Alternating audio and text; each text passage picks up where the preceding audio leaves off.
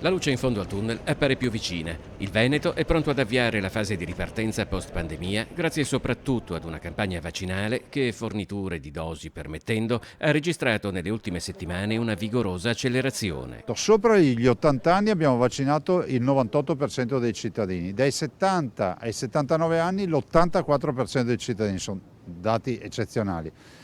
I 60-69 anni siamo ormai al 78% e crescono bene anche i 50-59 anni che sono al 68%, un po' di meno i quarantenni ma hanno anche pochi posti in agenda per prenotarsi. Direi che sta andando bene.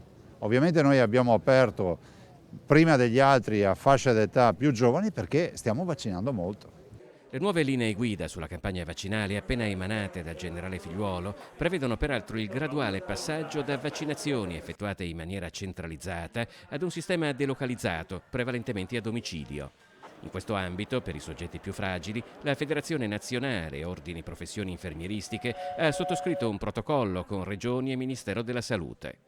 Dopo quella sanitaria, poi, la seconda priorità sarà quella di far ripartire l'economia. Noi dobbiamo pensare a chi ha perso il lavoro, perché una persona su 4 a livello nazionale ha perso il lavoro. Noi abbiamo perso almeno 40.000 posti di lavoro e questo la dice lunga sulla priorità. La priorità è lavoro, far ripartire l'economia e se ne viene fuori con sicuramente i fondi del recovery, gli investimenti eccetera, ma anche lasciando libere le persone, le nostre imprese. Lo vediamo qui a Venezia. Era vuota e adesso si comincia a rivedere movimento, gli alberghi sono aperti, penso che questo sia il bel segnale.